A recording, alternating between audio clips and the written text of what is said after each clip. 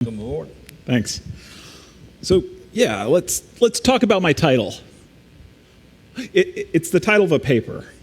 If you were to put it in more plain terms, it's just being how the New Testament authors were persuasive, or just persuasive logic in the New Testament. So that's what I wanted to talk about. I'd written a paper with this title back in the spring, and yeah, this is the kind of thing that I thought's good for a Wednesday night. So how did I come to decide to read about this? If you have your phone, Google the most dangerous man in the Middle East. If you don't, that's fine. I'll tell you. The first or the second, it'll either be the first or the second result on Google. The most dangerous man in the Middle East comes up as Rabbi Glick, and he is a Hebrew or a Jewish rabbi, and that's him. Met him this spring, and I listened to his presentation talking about the Temple Mount, and just some politics, and I was just like, his logic and the way he thinks is different. And maybe you've experienced similar, just maybe even talking to people with other worldviews. But I was just thinking in the context of, Hebrews and Jews, the logic coming from him, while it was very interesting, I learned a lot, there just kept seeming to be logic disconnects between the way I thought as an American and the way this man thought as a Jewish Jew. He's a Jew, a very other side of the world. He lives in Israel, etc. Just the mindset was different. So I had the opportunity to write a paper, and I was like, this just kept coming up in my mind. There were several other things in the class that I was taking on tough texts, and it kind of played well into that. So I wrote a paper on logic here. So kind of going back to basic hermeneutics, understanding the Bible. One key of many in hermeneutics, there's several different aspects of hermeneutics, interpreting the Bible, is understanding the historical environment in which it was written. So where does the text fit in history, the period that it took place, etc., the reigning king, peacetime war, and the social or political structure, etc., that's going on when it was written. These can help in our understanding of the text. So one thing we know that from the time of the exile in the Old Testament of Israel and Judah, the Jewish people lived in strange lands, and they were subjected to the philosophies of many nations.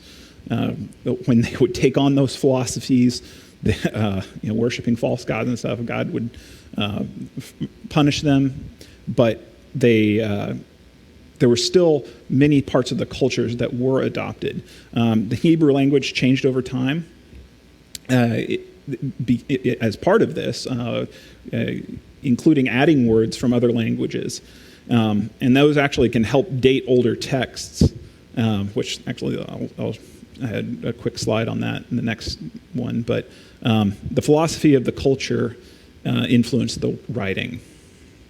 So this actually wasn't in my paper. A friend of mine shared this on one of our groups on Facebook recently. In the old Hebrew texts, I just thought this was interesting, kind of went along with what I'm presenting here. In the old Hebrew texts, the archaic biblical Hebrew has almost no loan words from other people groups, but you add in the Egyptian from the Exodus time, that has about 50 loan words in Hebrew, in standard biblical Hebrew. And then the late biblical Hebrew, you see more influence in the language from the Hittites and the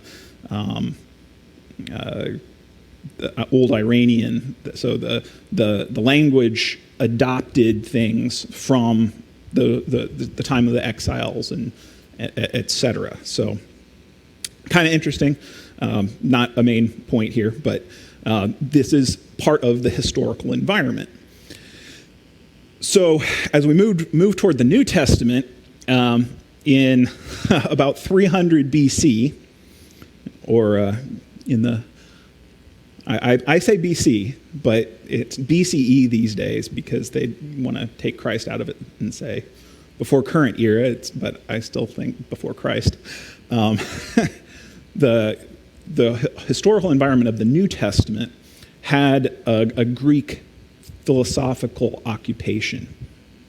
So Alexander the Great, he conquered a massive portion of the known world at the time, about 336 through 323 BC.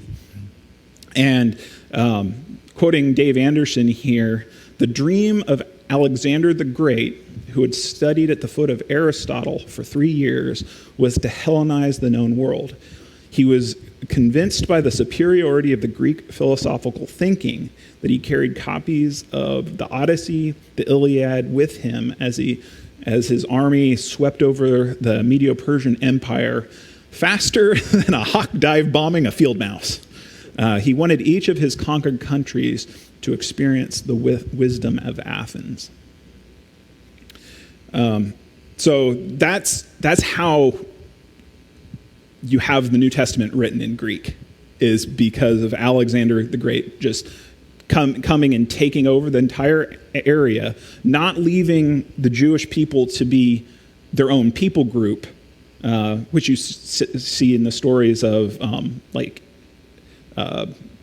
Egypt and the Babylonians. They kind of let the Hebrews be their own people group. He Hellenized them, set up schools in the vein of Aristotle and Plato. So Hellenism, it's a term to describe the spread of the Greek language, culture, and ideas throughout the Mediterranean world after the conquest. Hellenism refers to the adoption of Greek language by people in regions that were formerly outside the Greek-speaking world, including Egypt, Syria, and Asia Minor. One really key aspect of Hellenism is that because the Greek language was so prolific, they translated the Hebrew Bible of the Old Testament into Greek, and that's what we know as the Septuagint. And that translation made the Jewish scriptures accessible to Greek-speaking Jews and non-Jews all across that same area. So it had a far-reaching impact, and actually a beneficial impact to actually getting the word out in those days. So kind of going to do a quick overview of some key Greek logic aspects here. So two major contributors to Greek thinking, as I'd mentioned with Alexander the Great, were Plato and Aristotle. So Plato kind of was the father of the Greek logic. And so he was alive in the 5th century into the 4th century BC. And Plato is credited with introducing methods of establishing truth as justified true belief, basically being able to put your thoughts into some form of justified truth. This is why I believe it. And the logic method, I'll have a slide coming up here on logic methods. So again, this is just kind of high level here. He was looking for why something is true and the reasoning to how you get there. It wasn't just taking things as they were, it was why. And this is also possibly why Pilate said to Jesus in John 18:38, "What is truth?" And it wasn't because Pilate was serious, because he wasn't really looking for an answer from Jesus, but truth was something that Pilate thought was particularly that Greco-Roman in nature. It was owned by them. They had the corner on the market in his mind, because of all of this development that went on in Athens. And then Aristotle, who was a pupil of Plato, he redirected the thinking of Plato, kind of changed up his methods. Aristotle created more systems of logical argument, and wrote them down. I always think, both of these probably weren't the originators, but they were the ones that wrote them down. So therefore they get the credit for them, at least under the way we think. He taught that truth was discovered by systematic arguments based on premise to conclusion concepts. This is really the way we think. I mean, generally Greek thinking is the way we think today. So that's one of the things about the New Testament that is so useful to us. It's the way we think. So here's some examples. So Aristotle particularly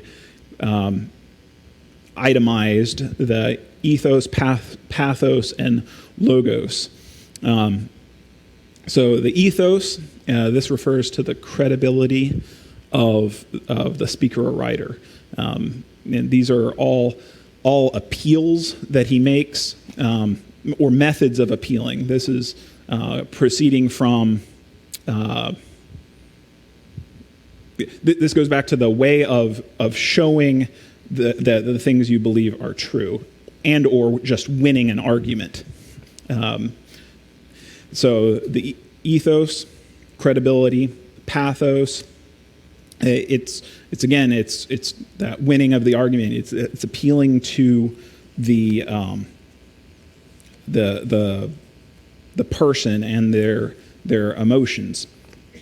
And then the logos, and yes, that is the same word you hear in John 1. That is logos, that refers to the logical reasoning and evidence to support the argument. So the logos just it means words. It's the words that are used. So it's the logic. So by combining ethos, pathos, and logos, speakers or writers can create a persuasive argument that appeals both the audience's emotions and their rational thinking. And that was something he kind of coined at that time. So again, this is the way we think, even today. Parts of those, so those are kind of the high level, but then nested within that logic, you have various ways of achieving those, the ways of reasoning. So they included the syllogistic reasoning, which that was a specific three-part argument that had a major premise, minor premise, and a conclusion.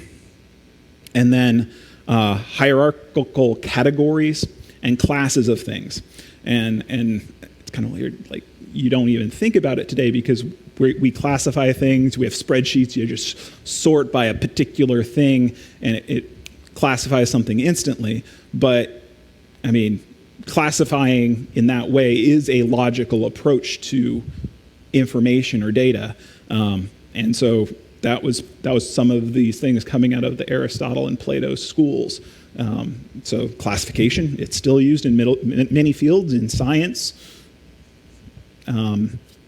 different classes of animals, et cetera, and in addition to philosophy, and I mentioned spreadsheets, et cetera. I mean, classification is everywhere. And then two other examples of logical methods are the modus ponens, which is a method of affirming, and that's if P is true, and if P implies Q, then Q is also true. And modus tollens, it's a method of denying. If P implies Q and Q is false, then P is false. And so those are I think what we think of. Oh, these are logical methods. Those sub portions of logic, I think, is what those of us that may have taken philosophy or something in college. Those are what we think of. But it's actually built on the fact that you're appealing to credibility of your source. There could potentially be an emotional appeal, and then the logic used would be more of the modus. And so that actually is what I kind of want to pick up on in the text. So if you turn, there's a lot of information, I'll just kind of start at the top here. If you turn to 1 Corinthians 15, which I think is it's actually possibly better than some of the examples you read in philosophy books on this ways of thinking. The logic in 1 Corinthians 15, I feel is more clear than some of the examples that they give. So 1 Corinthians 15, we all know it as the resurrection chapter. And I'm kind of going to drop in here in the middle because everybody knows 1 Corinthians 15:3 and following. But as the part that is often quoted, but here in verse 13, there is the beginning of a very cool, in this concept of Greek logic, example of modus ponens. And I put a definition over here of what they are, just so you don't forget. Modus ponens, method of affirming. And so what Paul's doing here is he's actually affirming the negative. And so what's going on is apparently in Corinth, there's folks saying, oh, there is no resurrection, which probably came from the Sadducees. They said there was no resurrection, but it didn't seem that they necessarily denied Christ's resurrection. So that seems to be the problem that Paul is addressing here. Beginning in verse 12, he explains the issue. If Christ is raised from the dead, yet sorry, I'm reading my screen, not the text. Now, if Christ is preached that he has been raised from the dead, how do some of you say there is no resurrection of the dead? And so that these ideas both cannot be true is kind of the beginning idea there. So in verse 13, he sets up these modus ponens. So with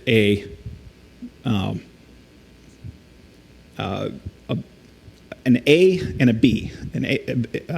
If resurrections do not happen, therefore Christ has not been resurrected. And the text read, if there is no resurrection of the dead, then Christ has not risen. That's the logical conclusion of what they're saying.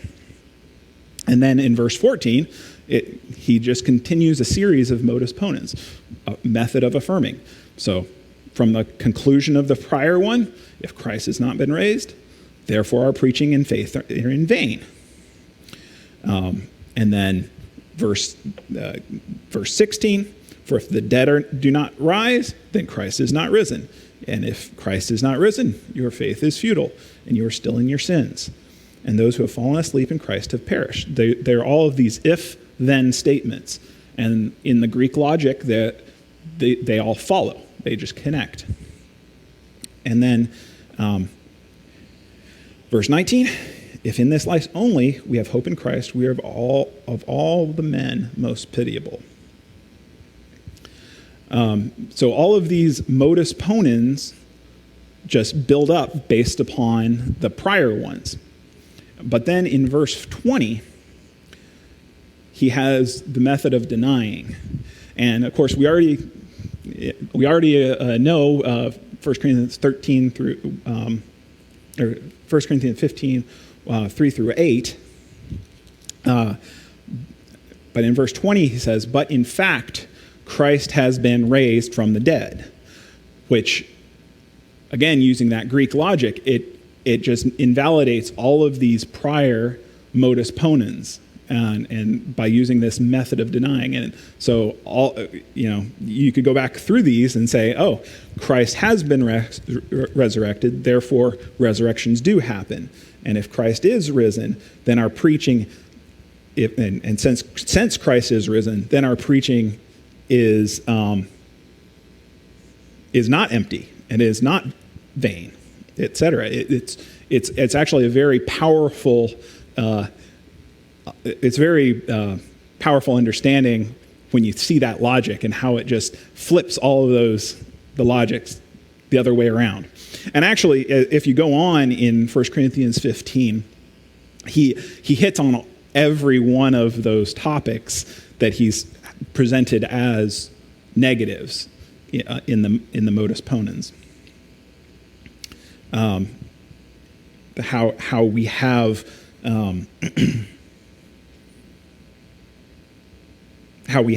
the victory, etc. And then Christ is the first fruits. So if there is no resurrection from the dead, is invalid. For now, Christ is risen from the dead. It's a very very Greek logic, just plainly presented in 1 Corinthians 15. So I wanted to spend a little bit of time on Hebrew logic because we really think in Greek logic. It's the way the West thinks. It's that pervasive. So we don't really have a problem seeing those Greek things, that Greek logic. I think even having studied it a little bit, the Hebrew logic is really difficult to grasp. That said, it does, seeing these topics, it does bring some understanding to some questions you always have in the Bible.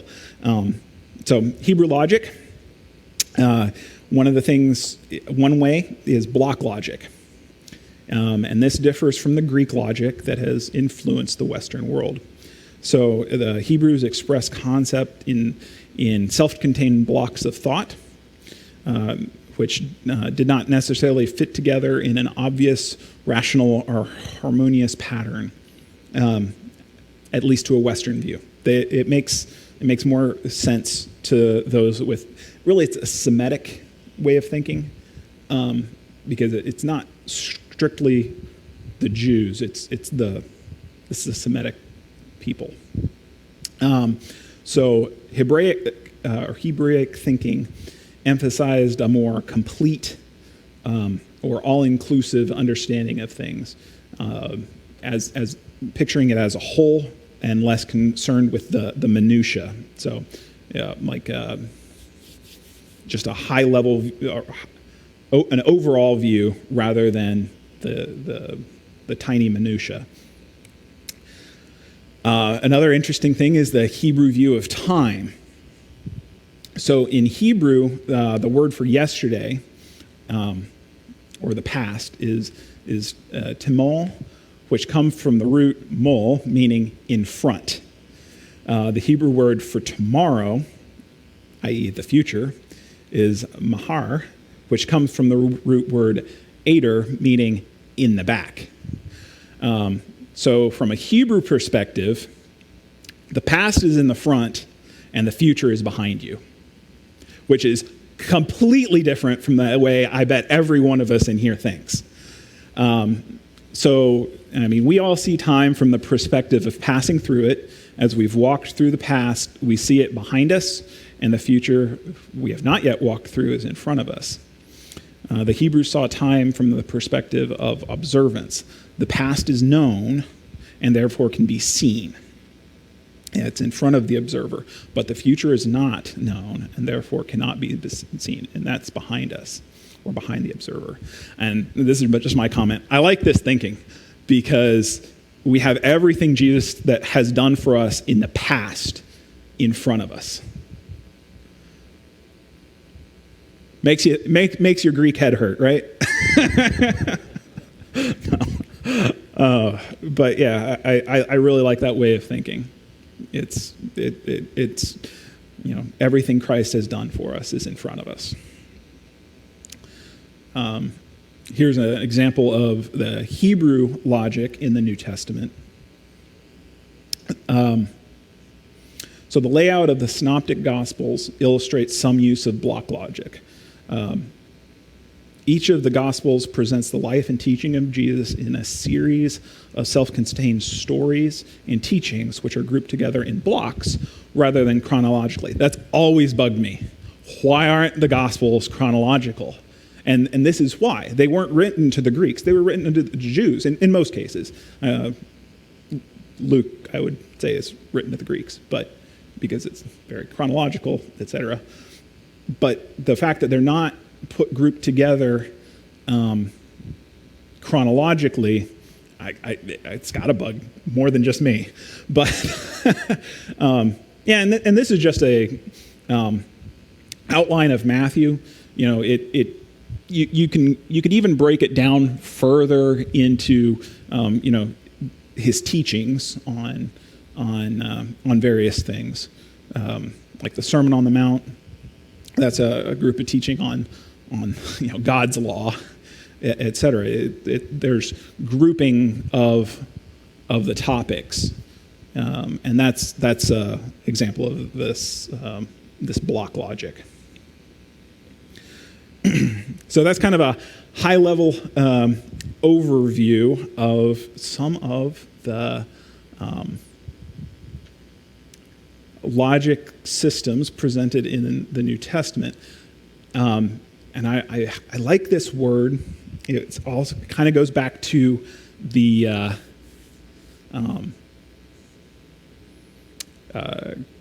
hermeneutics, a synecdoche. It's a part for the whole or a whole for the part. It's one of the understandings you study in hermeneutics. It's a figure of speech, and so it's the way when I was studying this, this was kind of my contribution to the whole discussion here, because I just kept coming back. So Greeks think a part for the whole, and the Hebrews think a whole for the part. They want to see that whole time in front of them. They want to see the whole teaching on this topic to get the part. Whereas the Greeks just want, oh, well, A proves B. It must be true. The whole thing's true. So this word, this figure of speech kind of combines the two. But part for the whole, Greek, whole for the part, Hebrew. So a microcosm, part of something that refers to the whole of that something. Examples: suits, lawyers or executives; boots could be a military force; hands could be workers. The macrocosm, the whole of something that refers to a part of that something. You might say Houston won the Super Bowl or Houston won the World Series. The city didn't win, just the team. The White House today announced blah, blah, blah. Could be a direct quote. Nobody got that. Because it's not the White House. It's like the president or the press secretary that would, make the announcement, not the building. So that's just a way to remember it. And then an important concept. So if we observe the logic used by the authors, or observing the logic used by the authors does not mean there is a hidden meaning in the text. Greek logic's not inherently bad, and Hebrew logic isn't inherently good, or vice versa. It's just the way of them thinking. It's just the way of thinking. When you Google this, Google these topics, this is what people like to say. It's like, oh, the Greek thinking influenced the Bible, blah, blah, blah, blah. It's bad, or conversely, they'll say, oh, well, we as, Western thinkers can't understand the Old Testament because it was written by Hebrews. That's not what this means. This is just a way of logic, and observing the logic used that's all it is. It's just understanding how they were thinking in the day. So our objective should not be to synthesize what the Bible teaches with the modern world or the ancient world. Instead, we should strive to interpret the Word, to determine, clarify, and explain the meaning of a biblical passage according to the original author's intent and for the original audience. And then I wanted to conclude with 1 Corinthians 1. It's 1 Corinthians 1, verses 20 through 21. God has not made foolish the wisdom of the world, for since in the wisdom of God, the world through wisdom did not know God, it pleased God through the foolishness of the message preached to save those who believe. Any questions? Dare I ask?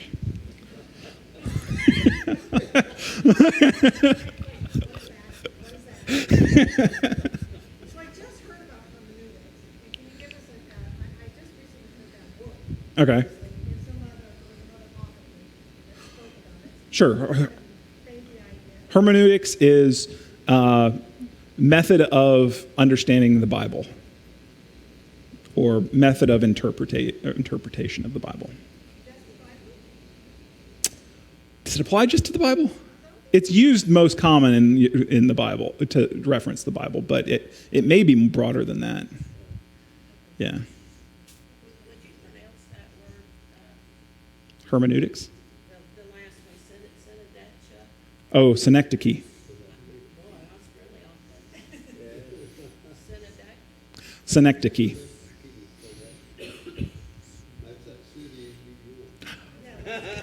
No, when I took hermeneutics, I was like, what the heck? Context,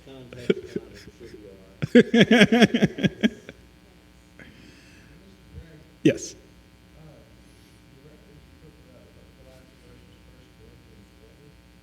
It's 1 Corinthians 1, verses 20 and 21. Yeah. No.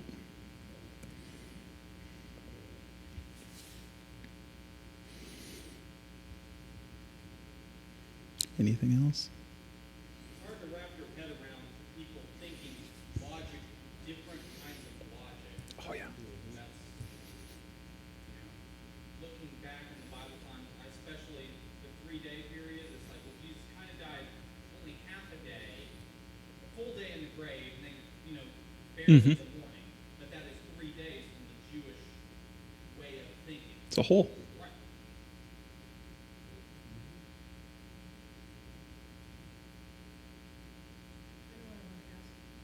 Why was that guy at the very beginning of this discussion? Why was he listed as the most awesome guy in the world or whatever?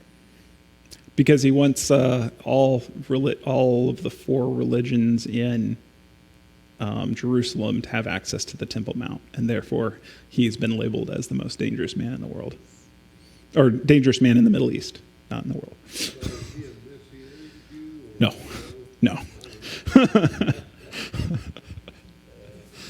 No. He had an interesting presentation just on politics and why he. Watch this if you look at his presentation. No. He still looked over there, though. He got shot like 6 times, Yeah. Yeah. Yeah.